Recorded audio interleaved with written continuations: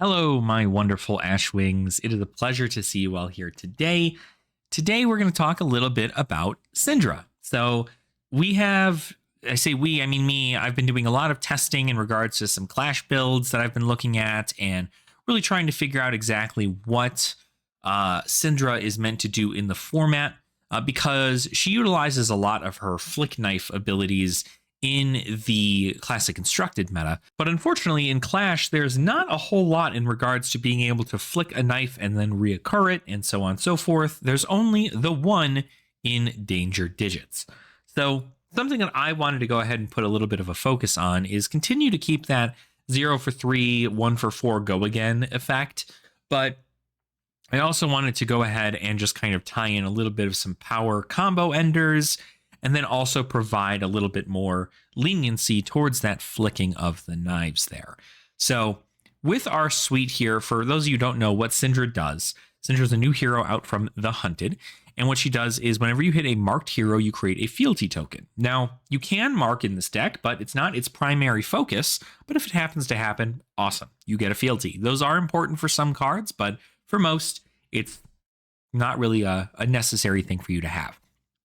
But her ability here says you can pay 3 at once per turn at an instant speed. You can pay 3 resources to equip up to 2 Draconic Daggers from your graveyard, and this costs 1 resource less to activate for each Draconic Chain Link you control. So there's a little bit of an interaction here that I want new players to be able to understand, is when you are attacking with a Kunai of Retribution, when you attack with it, it costs 1 resource, and it is destroyed when the combat chain closes. So you can use this dagger as a way to add a Draconic Chain Link to the combat chain because it is a Draconic Ninja weapon. The downside for this is that you cannot get this dagger back unless you attack with the dagger, break the combat chain, and then start a new combat chain with 3, Draconic attacks on it. That is the only way for you to get that back in the same turn. Kind of what you want to do is, as much as it's going to seem like what you want to do is attack with both daggers, you actually just want to attack with 1 dagger to start a combat chain. And then the rest of your cards actually are usually Draconic, and they care about whether or not if you control 2 or more Draconic Chain Links. And then what you can do is, at the end of this Draconic chain, if your other dagger is already destroyed, you use Cindra's ability to bring that dagger back. And then when you bring that dagger back, you then have the opportunity to have the dagger you're currently attacking with go into the graveyard, and then you just kind of rotate that cycle all the time. Start with the kunai, attack, attack, attack, close your combat chain, get your other dagger in your graveyard back to the grave, or to your equipment zone, more specifically, but don't close the combat chain. Don't listen to me when I said that. Do dagger and then attack, and then you can do a 4th attack if you have one. And then use Cindra's ability at instant speed to bring back your daggers. So long as you have 3 or more Draconic Chain Links, you can do that for free. So you bring that second dagger back, you equip it, and then at the end of the combat chain, your currently attacking dagger in that combat chain goes to the grave, and you repeat that cycle until your opponent dies. So that's kind of the whole concept by it. You don't ever really want to attack with both of them. There are some situations in which it's a cool thing to do, but most of the time it is strictly just a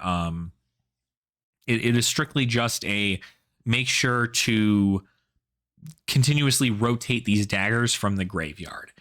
If you have to attack with both to try and end the game, go for it. But you're not doing a Poison Blade build, so your daggers just come in for 1. And with the Guardwell equipment that came out in the most recent set, attacking for 1 sometimes just means it gets blocked by armor anyway, so not really too much you can do about it. So let's take a look at the rest of the equipment here. We do have Mask of 3 Tails. This is essentially just your Mask of Momentum in here. If you've hit 3 or more times in the combat chain, you get to draw a card. This is really, really good because 1, it happens at instant speed, so it doesn't break the combat chain. And 2, you do not have to hit 3 times in a row. You just need to have hit 3 times. Now, your combat chains are usually only going to be about 3 to 4 chain links long, but With Mask of Three Tails, you can utilize its, its ability to threaten that, right? Because an additional draw, especially when most of your deck is 0 cost 3 power cards that have go again, you can come in for like a 15 to 18 power combat chain, in no time flat. So good thing to think about there. We're also running Vest of the First Fist. This is just kind of pure value in regards to when you hit, you get some resources. Some of your cards do cost 1. So if you get the Vest of the First Fist and you're able to do that, you get those resources and you're able to play those 1 cost cards in your hand should you have that first attack hit. So pretty good value there. Then we have the Danger Digits. This is Flick Knives, but only once. Flick Knives is a card that is in Classic Constructed and Blitz, where you essentially, as an attack reaction, you can destroy a dagger, and then you can have that dagger hit your opponent, and then that counts as a hit on the combat chain.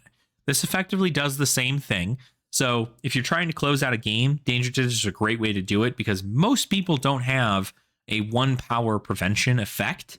Most people don't have prevention effects. I'd say Enigma with Ward is probably like the one thing you're going to run into, but most people don't have these crazy, like most heroes are not running a crazy like 1 power prevention. So if you get them to 1 and then you attack with a Blaze Headlong, it might not have go again, but if you have your Danger Digits up and you have a dagger equipped, you can use Danger Digits to flick that dagger at your opponent, and it will kill them. So that is kind of the game ender there. There's always 1 floating amount of resource there. And if you're really trying to extend the combat chain link a little bit, it does actually count as a hit onto Mask of Three Tails. So for instance, if you come in and you attack your opponent for 3 with Brand of Cinderclaw, and your opponent blocks 3, you can actually use the Danger Digits to flick a kunai that you have, and that counts as a combat chain that has hit. So that will be able to go ahead and activate this ability to allow you to draw a card if you've hit 3 or more times. So it kind of keeps that chain going. And then, of course, finally, we do have these Snapdragon Scalers. This is just pretty standard stuff in an aggro deck. Lets your stuff cost 1 less, or anything that costs 1 or less will gain go again in the reaction step. So if you play a card like Demonstrate Devotion, which says if you control 2 or more Draconic Chain Links, it gets go again, you can instead just simply pitch to attack with the Demonstrate Devotion, and you might not get its on hit, or with its second ability, which says when this attacks a hero, create a fealty token, because you don't control 2 or more Draconic Chain Links, but you can give it go again because it does cost 1 or less. So you still have the ability to make it get go again if it needs to get it. So love Snapdragon Scalers for us. Let's kind of dive into the deck a little bit, take a quick look. So we have 2 Blaze Headlong, pretty standard red line Draconic card. You're usually going to play red cards, and those red cards are normally going to have go again. And so this is just a 0 for 4 go again. It's just more damage to push through. Incredibly powerful stuff. Definitely an auto include. Brand of Cinderclaw holds 2 different purposes for us in this deck. For one, it's a 0 cost Draconic attack that also makes our next attack Draconic, which is really effective simply because it allows us to turn cards that are not Draconic that we have in our deck, such as Throw Yourself at Them or Silver Talons. Those cards are not Draconic, but you can make them Draconic by playing a Brand of Cinderclaw first and then attacking with those cards. That allows you to then add another combat chain link that is Draconic, which will affect Cindra's ability. So pretty effective stuff there. But more importantly, again, with it turning things Draconic, we do have 2 cards in our deck that care about being Draconic, right? So Dragon Power is a great chain ender here. Essentially, it's a 1 cost 4. So it's on rate with the other stuff in our deck. But it does also say that when this attacks, if it is Draconic, it gets +3. So at this point, if you play a Brand with Cinderclaw, or you have a fealty token up after attacking with Demonstrate Devotion or Display Loyalty, you're going to want to make sure that your next attack's Draconic. So that way, when you play Dragon Power, it's actually a 1 cost 7 attack, which is huge. Like, that's a ton of value specifically for that. And it blocks for 3. Super good. But Dragon Power, definitely a great tech there. That's just a great chain ender. Let's go ahead and then take a quick look at Burning Blade Dance. This is another flick ability. If you control 2 or more Draconic Chain Links, it gets go again. When it hits, you may have a target dagger you control deal 1 damage to them. And if it is dealt, then the dagger is destroyed. So that's another way to do it. Your opponent's probably going to block 3 on this all the time, which is fine because this threatens a card out of their hand. Cindra's going to go Devotion, a 1 for 4. This is the same stats as Dragon Power, except it gets go again if it's the second or higher Draconic Chain Link. So pretty good stuff there. Demonstrate Devotion, talked about this here. This will have you create a fealty if it is the second or highest Draconic Chain Link. Display Loyalty does the same thing, except it costs 0 and comes in for 1 attack power less. Drop of Dragon Blood is a fantastic card in this build because while you can only have one of them in your deck, if you control 2 or more Draconic Chain Links, you just get to play this for free. You gain a resource and then you draw a card. So the amount of sheer value you get off of this card playing it for free is really good. So it's happy to see that we were able to play this in Clash, and I know it's got some pretty versions of itself as well. Hot on Their Heels is another 0 for 3 go again if it has the second or highest Draconic Chain Link, but it also says when it hits a hero, you mark them. And then our second card is Mark with Magma. Same deal. It's the same card. It just costs 1 and comes in for 4 and blocks for 3. So these 2 cards are really good to threaten fealty tokens because if your opponent is marked and you hit them, you create a fealty token. So giving them that incentive to block so that way you don't get fealty is pretty good. But in most cases, marking them is going to be super simple. And if you can just mark them and then you want to flick your dagger at them to get the fealty token so you can utilize something like Dragon Power on that next hit, then you can certainly go about doing that. We do also have Lava Burst, another great chain ender, just like one of the best Draconic chain enders. If this is played at chain link 4 or higher, it gets +3. So this is a 0 for 5 that blocks for 3. Ton of value there. Lava Vein Loyalty. This is effectively the same card as not Display Loyalty, as Hot on Their Heels. It's the same card, 3/3. It blocks 3. It attacks for 3. It needs to have 2 or more Draconic Chain Links to get go again, but this one just doesn't mark. We are running this one, and then we're also running the blue. The blue is just kind of like in case you need to pitch for daggers for things, but most of your stuff is easily able to be paid for, so it's not really that big of a thing here. March of Loyalty, very cool. If you create a fealty token this turn, this gets go again. So even if you just end your turn with a 0 for 4 that blocks for 3, that's fine. But if you've created a fealty token, let's say you marked your opponent last turn with a Mark of Magma or with a Hot on Their Heels, you attack with something this turn like a Kodachi and it hits them and you create a fealty token, this is now a 0 for 4 with go again. So huge value there. Again, the deck does not care so much about creating fealty tokens, but when you get to make them like this, it's pretty good. Rising Resentment, this can make some of those 1-cost attacks come in for 0 cost if you play this at the second chain link. So again, you're going to want to attack with a dagger, and then you're going to want to attack with a Rising Resentment. When you attack with Rising Resentment, if it hits, you can take one of those 1-cost cards from your hand, banish it, and then it will come in for 1 resource less whenever you deem to attack with it. So a lot of value there in Rising Resentment. Again, you're going to want to play it on that second chain link and not the first one. Ronin Renegade, great start, 0 for 3, go again, head jab stuff. And then we'll talk a little bit about some of our non-Draconics and also the spec of the deck here. So Silver Talons, 0 for 4, block 3. When it attacks a hero, if it is Draconic, you may have target dagger you control deal 1 damage to them. So this is, again, another flick ability that you can have to kind of end your turn. If this is Draconic, you can flick a dagger, and then you get to go ahead and buy back those daggers with Cindra's ability. Good stats overall, even if it's 0 for 4 with 3, you could give it go again with Snapdragon Scalers if that's how you wanted to start your turn. Throw yourself at them. This costs a little too much for my liking, the fact this costs 1, but this is a when this attacks a hero and not when it hits. Do keep in mind that when Burning Blade Dance hits, you can destroy a dagger and have it deal 1 damage to your opponent. with both of these, when they attack, you can destroy a dagger. And if that dagger hits, you destroy your dagger, and you deal 1 damage to your opponent. So throw yourself at them is super great because it allows you to kind of get that near unpreventable damage on your daggers still, while still presenting some damage of itself, because this does have natural go again, and just kind of it's a red card, so you can even follow this up with a Blaze Headlong if you really want. Then let's talk about the spec here, which is not really a specialization. This is a legendary card called Wrath of Retribution. This is a card that Cindra pretty much cares about specifically because it can only be run in Cindra and FaB, but FaB's not going to run this because FaB's not going to run daggers pretty much.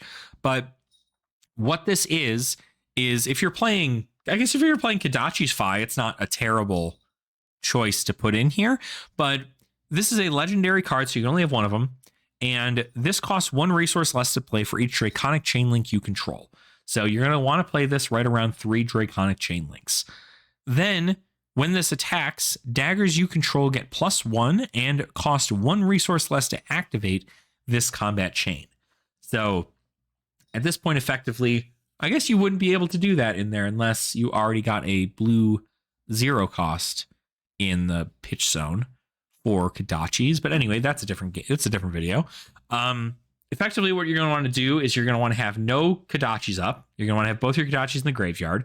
You're going to want to attack with 3 Draconic cards, and then you're going to want to play this as your 4th card because it will cost you 1 less. Or if you have floating resources, you can also do that too and play it a little bit earlier.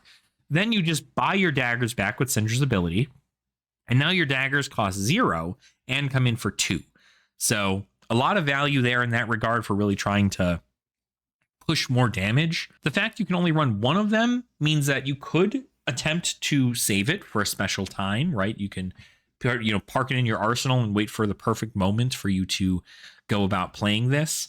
But honestly, like, the value of it having 0 for 3 go again, and then also it's kind of like a 0 for 7 go again, because you get 2 daggers that cost nothing, and then also attack for 2 in a combat chain. So it's like a 0 for 7, a 1 card 7. Pretty much a ton of value from what I'm showing here. So if that's something that you enjoy, get it set up. The goal is to see it earlier than later, so you can really get that tempo back. But it's a fantastic card. We then are also running Hurl. Hurl is another way for us to go about flicking our daggers. It's not a Draconic card, but it does come in for, we're just running the blues, because if we have the opportunity to pay to attack with this and a dagger, then we're in a good spot. Because if we've already used our danger digits, our opponent's at 1, and we only have 1 dagger up, and we don't really have the ability to like go super wide, as long as we have a Hurl and 1 red card in our hand and a dagger equipped, we can swing that at them and it will kill them if they're at 1 life. So that's the concept behind Hurl. I like it a lot. I think it's very, very, very good. But that's pretty much the main deck here. Sideboard is a little different. Arcane Polarity, we're pretty much just playing for, wizard matchups. Again, we've got these here for the wizard matchups. I would say that Tide Flippers into Rune Blades, Arcane Lantern and Tide Flippers into Wizards, and then, of course, Art of Dragon Fire. This is almost exactly like Dragon Power, except it comes in for 5, and then if it's Draconic, it will deal 2 damage to any target. So this can kill Dromai Dragons, if that is a theory, if that's something that you wish to do. You can have this kill Dromai's Dragons. You can have this kill, you can have it just deal 2 unpreventable, well, that's not unpreventable, but 2 damage to your opponent. On top of this, so it's still, if it's Draconic, it's a 1 for 7, much like Dragon Power, except Dragon Power is just 7 damage up front that can be full blocked by your opponent. This is 5 damage up front, 2 of it being put towards any target, just like essentially just shocking somebody. So that's the deck. This is pretty much the case here. Let's go ahead and take a look at some gameplay and see how we do against some of our fine opponents. If you enjoy this content and wish to support the channel, consider becoming a channel member. Channel members get access to our podcast, The Common Language, a week earlier than other subscribers, as well as emotes, loyalty badges, and any other special member-only content I decide to make. Channel members will also be eligible for special channel member giveaways, so stay tuned for your chance to enter.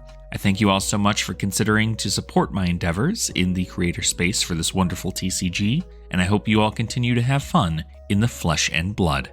Back to the video. All right, so we got our first game going on here. We are going up against Blighter, one of our champions here at the Clash Bash. I'm going to go ahead and do a quick thing here. I think we're probably going to... I think AB2 is fine, but I also think we kind of just blow them up. So let's run some Arcane Polarities. Maybe let's remove a 1 cost from our deck.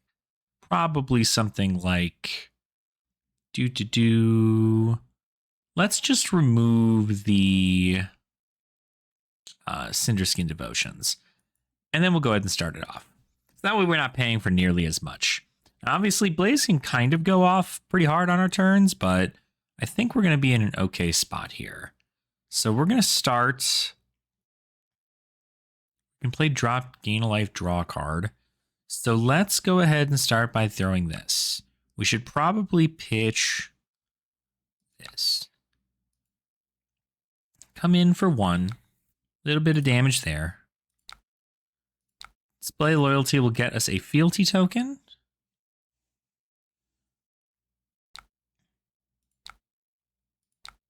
We're going to play Drop of Dragon Blood. Play a Hot on Their Heels to mark them. And then I'm going to throw a Lava Burst for 5. Clear out their whole hand. Not terrible. And then we can just go ahead and move to our end step. So not too shabby. Now, of course, they have to have a pretty decent setup in this regard here. So Blaze, essentially, whenever you opt, you put some energy counters, and then you're able to, once per turn instant, do some energy counter shenanigans. So there's a little bit of setup in regards to it, but even being able to play like blue spells at instant speed is pretty good. So we're going to see whether or not we can just kind of like just completely annihilate her out of the water here. But there's an instant speed there. We can go ahead and the Waning Moon's coming in for 2. We could AB2. We have a pretty okay hand for all things considered. So I think that's what we might do, is just AB2. Because we're going to get our daggers back this turn anyway. So no blocks there. Then we'll Arsenal. So we don't have to worry about, Kano shenanigans in this regard. So we're just going to try and go wide here. We're going to start with the Ronin Renegade for 3. I feel like the AB2 is like not a terrible place to be. So I'm not going to vest. I am going to then Rising. So it's pretty simple. It's pretty much just going to be 1 turn with dagger, 1 turn without dagger, 1 turn with dagger, 1 turn without dagger. And that's kind of our concept here. We're playing it. We don't have access to things like flick knives, so we don't really have a lot of value for these daggers constantly being destroyed. So we would like to use them for Draconic Chain Links more specifically than we would for anything else. Danger Digits is just a great way to keep that combat chain open and happening. So not too terrible there. I'll say no to that. I will choose that card. And then I will attack with a Blaze Headlong. So there's a Cindering Foresight. This is an opt. If it's not your turn to make Cindering Foresight over an instant, you can opt 2. So that'll get the 4 cards, essentially, and it will amp the next one. So they've got 4 counters here. They can blaze into a Voltic or a Scalding Rain. Emeritus Scalding is pretty good. So that will deal 5 to me here. I'm not terribly worried about it, if I'm being honest. The Waning Moon is going to be a lot. So we're going to take 8, but they took 3, 6, 10 damage to my 8. So I think we're in an okay spot.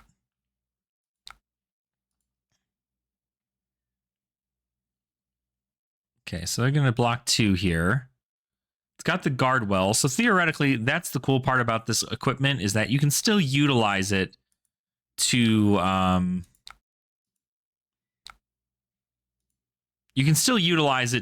get a lot of value off of a dagger attack. All right, so this is perfect, right? So we're going to go ahead and we're pretty much going to do the exact same thing here. Except we're going to say no to this, and then we are going to Arcane Polarity. So I'll go up to 11, back down to 7. They're going to Talismanic Lens, get 3. So at most, they're going to be able to do probably, if we were to guess, they're going to be able to do probably almost exactly 7.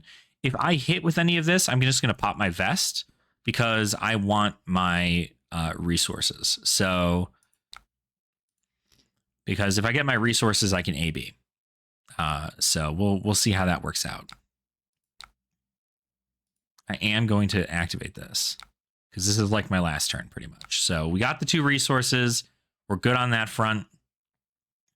We're then going to go ahead and come in with this. And so now I've got 2 floating resources for AB shenanigans, which is pretty good. And then we got this, bring me down just a little bit more. I'm not attacking with the dagger, so that way they don't get access with the Blade Beckoner boots. But this is effectively like it, right? They have to block this with a card in hand. At that point, I could also then flick this dagger, draw a card, and then be able to do some shenanigans there. I don't know whether or not this is like the truth, but this is just a sheer amount of damage, especially into a wizard with less health, right? I'm starting at 20 life. They're starting at 17. So I pretty much have to put in the value here. I'm going to flick my dagger. So that way I can get it back. And then I'm going to Cindra that dagger back.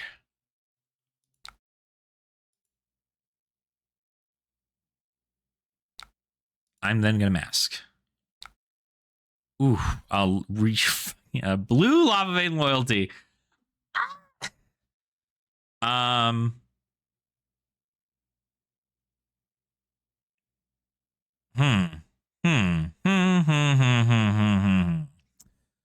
Do we bother? Because I mean, we pretty much die here, right? Like we have to do something. Let's just go to move to pass. So that way they don't try to do anything on our turn. We got another Arcane Polarity. We're actually in kind of a good spot here, believe it or not. So, Meritus Scalding. No. I will proceed to then play the Arcane Polarity.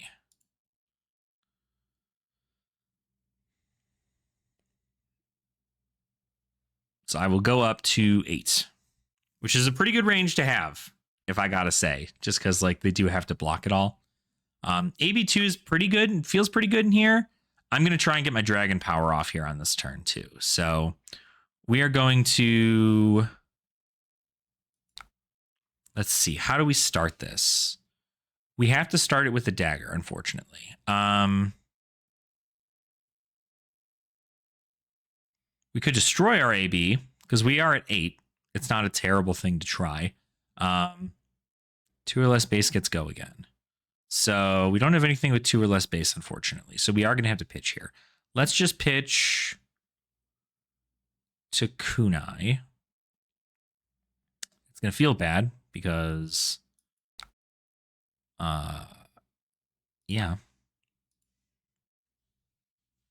They're going to be able to guard well this. Yep, that makes sense.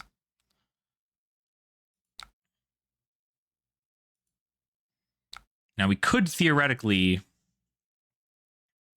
try to really just like dig out a lot of damage from them.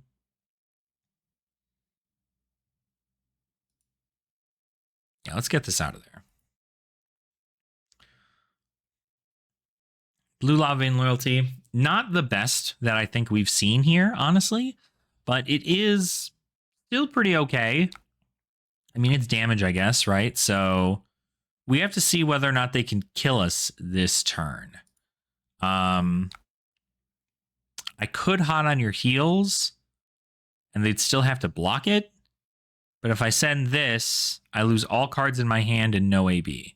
So, but this also strips 2 cards out of our hand. This strips 1 card out of our hand. So I think we just need to hit it. Which is fine. If we die, we die. Like, if they, you know, our arcane polarities are really our only out. So if they're able to deal 8 damage to us, they're in a good spot. But they have to get 5 opt counters, which they will. Yep, there it is. Okay. Yeah, Cindering Foresight, really good. So I think that might be the game. Because effectively, I could have kept 1 card in hand for AB, but I don't know that it would have been truly enough. Is this going to be an Emeritus again? Overflow the Aetherwell. Huh. Gain 2 resources. So they could come in. It'll only deal... Oh, because it amps. That's right. Well, we don't have anything, so we're going to take some damage there. Waning Moon for 3. Snapback? No, 7. So they're still going to have the full block. They have 3 float there, so yeah, I think we're in kind of a stalemate effectively. Well, not a stalemate. That's... I'll die. I will die because I need to get stuff back here. There's no way I can AB more than 1. So if they're able to play anything at instant speed, they win. So let's just go ahead and... I also can't play... Oh, I can't play any of these cards. Huh. Well. Ain't that something? Huh.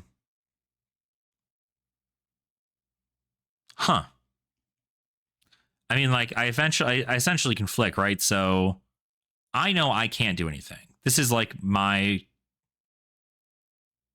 I can't flick, though. Hold on. Oh, God, frick. Let's just see if we can AB some of this, maybe. I don't think we can, but yeah. Yep. Aether Spindle. 3 Arcane. That'll do it. Amp it. Aether Spindle for 4. GG. Yep. Yep. I can only AB 2. Good game. Good game, Blighter. That was good stuff. Yeah. Arcane damage, kind of not anything that like truly can be kind of pushed around a lot. I mean, that the fact I didn't draw, even if I didn't have any blues, it was definitely just like an interesting battle overall. But with Blaze, we got them down there effectively. But when you get down to 1, I mean, there's really not much you can do. You essentially have to out aggro them. I would say that in any situation where I get a hand like this again, I feel really bad.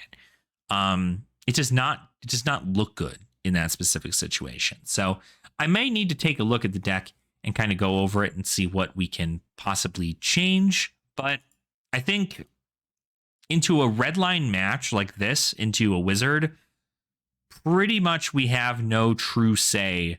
Like, we have to just go fast. Right? Going fast is the only thing that we're capable of doing. And going fast is just what we're going to want to do. We probably don't even run Tide Flippers in most cases, just because if we can get them down to nothing and just continue to strip a whole bunch of cards from their hand, then we're going to have the opportunity to be able to play at a rate that works. But with Wizards, especially as an aggro player, there's no like bumping it down to be safe to go to mid-range. The turn we had was really, really good, but I think if we drew into anything that wasn't a blue Lava Vein Loyalty, we would have had a significantly better turn, and that would have been kind of enough to clutch the game over. But the fact we got into a blue Lava Vein Loyalty, don't think it did enough for us there. So we may need to cut Lava Vein Loyalties, cut some blues, just because this is a true to heart aggro red line deck. Drop of Dragon's Blood worked really well. I wish I could brand of Cinderclaw into a Dragon Power as opposed to using the fealty, but we did see that the creation of the fealty from Display Loyalty was really, really clutch. So yeah, that is pretty much some gameplay here for Cindra. I'll go ahead and I have, we talked about the deck list earlier in the video, so feel free if there is any changes you think that should be made to the deck, feel free to let me know. I'll be more than happy to take a look at them with you. But otherwise, I hope you all have a fantastic rest of your day. And remember to always have fun in the flesh and blood. And I will see all of you beautiful Ashwings in our next video.